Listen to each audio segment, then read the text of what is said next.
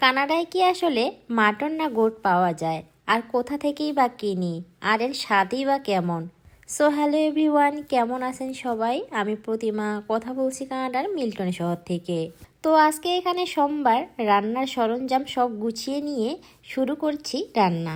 আর আজকের ওয়েদারটা কিন্তু এখানে বেশ ভালো, তাই ফুরফুরে মেজাজে বরের পছন্দের এই মাংসটাই রান্নার জন্য বের করেছি।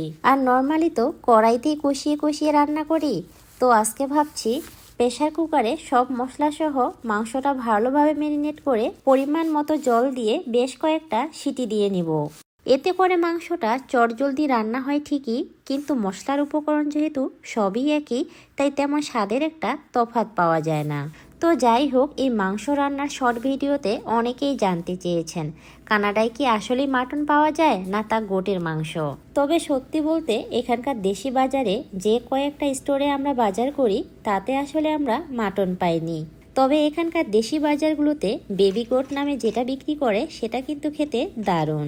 মাংসে নেই তেমন কোনো উৎকট গন্ধ, রান্না একটু মন মতো করে রানলেই খেতে কিন্তু হয় বেশ মজারই। তাই তো পছন্দের এই মাংস বাসায় একটু কম পড়লেই ছুটে যাই ড্যানফোর্থের দেশি বাজারে। মন মতো সকল দেশি শাকসবজি মাছ সহ কিনে নিয়ে আসি এই বেবি গোট। তো এ পর্যায়ে মশলা সহ মাংসটা বেশ কয়েকটা সিটি দিয়ে ভালোভাবে সিদ্ধ হয়ে এলেই 90% রান্না কিন্তু একদম শেষের দিকে। আর মন মতো সিদ্ধ হয়ে এলে এখন একটা কড়াইয়ে নামিয়ে নিচ্ছি রান্নার সুবিধার্থে। আর এর মধ্যে কোনো অতিরিক্ত জল দিব না, যা আছে তাই একটু শুকিয়ে নিব আর বাকিটা রেখে দিব ঝোলের জন্য। আর যে কোনো মাংস রান্নার শুরুতেই লবণটা একটু কম দিয়েই থাকি, কারণ মাংস রান্নার মধ্যে লবণটা একটু বেশি হলেই মাংসের স্বাদই যেন নষ্ট হয়ে যায়। তাই লাগলে লাগুক, শেষের দিকে চেখে পরিমাণ মতো দিয়ে দেই।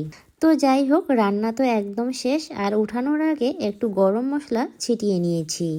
আর এদিকে রান্না হতে না হতেই গরম গরম ভাতের পাতে মাংস সালাদ সহ নিয়েছি এক ফালি গন্ধরাজ লেবু। খাওয়া দাওয়া শেষে মন মতো একটু রেস্ট নিয়ে বেরিয়ে পড়েছি। বলেছিলাম না ওয়েদারটা আজকে ভীষণ ভালো। সকাল থেকেই টিপটাপ বৃষ্টি হচ্ছে, আর এই বৃষ্টি মুখর দিনই আমার কাছে বেশ ভালো লাগে। অনেকেই দেখি বৃষ্টির দিনে খুব ঘুমাতে পছন্দ করে, কিন্তু আমি জানি না আমার কেন জানি এই বৃষ্টির দিনে কিছুতেই ঘুম আসে না। তাই অনেক সময়ই দেখা যায় মুভি দেখি বা পছন্দের কাজ করি। তার মধ্যে বাজার করতেও আমার বেশ ভালো লাগে। তাই চলে এসেছি পাশের একটা ওয়ালমার্টে। দোকানের ভিতরে কত শত না হাজার ধরনের জিনিস থাকে। এগুলো দেখতে দেখতে সময়টা যেমন কাটে, তেমনি হাঁটাটাও বেশ জমে। এরই মধ্যে চারপাশটা ঘুরতে ঘুরতে রান্নার কিছু জিনিসও কিনেছি। তো চলুন আর লেট না করি, এখন বাসায় ফেরা যাক।